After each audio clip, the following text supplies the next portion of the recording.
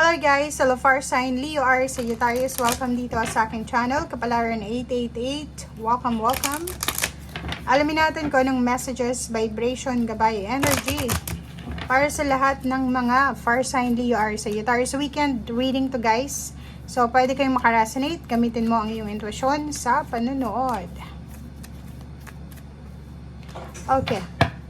Leo, Aries, Sagittarius. Wow, 10, 20, 11. Okay. May minamanifest ka dito na travel, bahay, secured na pamilya, and then sudden wealth. Pwedeng may mga fire sign Leo, Aries, Sagittarius na tumataya sila sa loto or nagsasabong, nagsusugal ng kanilang pera para lang sa sudden wealth, 'di ba? Yung pag-ulan ng pera.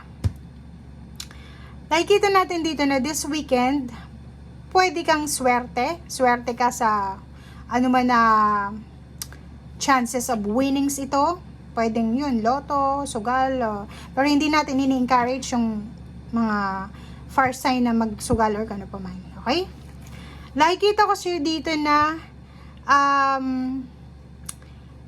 stability sa loob ng bahay, stability sa loob ng tahanan, yun ang nakikita natin. May iba sa inyo ditong naghahanda para sa kanilang pagta-travel. Pwedeng naghahanda sila ng kanilang mga bagahe. Pwedeng yung iba lilipat ng bahay. Comment down below if resonated ka. Pwedeng ikaw ay lilipat ka ng ibang tirahan or posibleng lilipat ka ng ibang lugar ng trabaho. Okay? So, naghahanda ka siguro ng papeles, ng papers, ng bagahe mo, ng mga maleta, or pwedeng nag-aantay ka na lang ng kontrata mo, or kung ano man to na hinihintay mo sa weekend na to. Mag-comment ka sa comment section if ano man yan na hinihintay mo.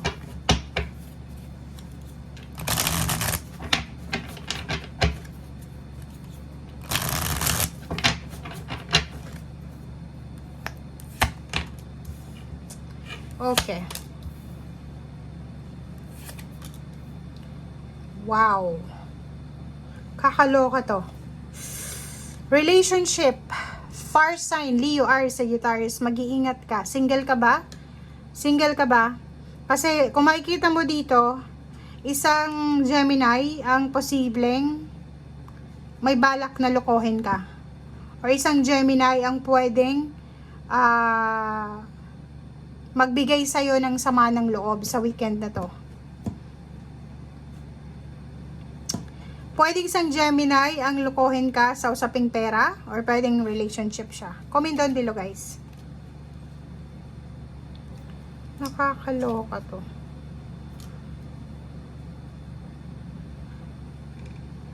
Okay. Nakikita natin dito guys na may naghihintay sa inyo dito ng pwedeng buntis na naghihintay ng mga anak or posibleng naghihintay ng selebrasyon, 'di ba? Ito kasing Four of Cups na to is yung stability to sa relationship eh. Pwedeng may mag-asawa, mag-girlfriend, mag-boyfriend na matagal na nilang wini-wish na magkaroon ng anak or magpakasal or magkaroon ng bahay or pwedeng makapag-travel together, ang posibleng matutupad na.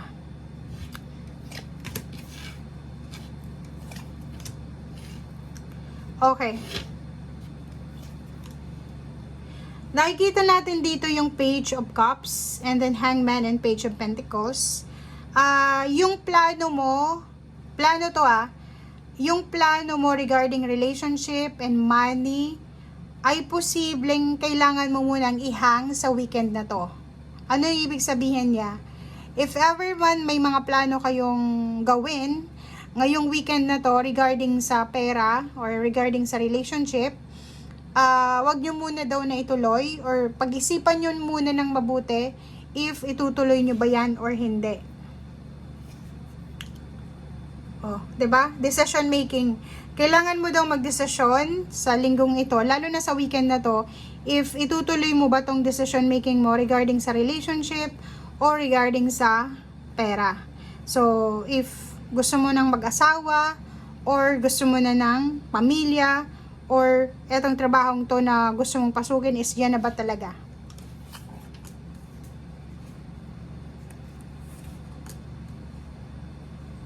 Okay, Two of Wands.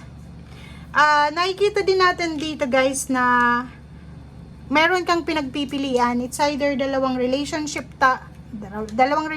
to or posibleng dalawang trabaho or pwedeng dalawang lugar. Pwedeng yung iba sa inyo dyan gustong pumunta ng ibang bansa or pwedeng yung iba sa inyo dyan is gustong mamili sa relationship na ino-offer sa kanya.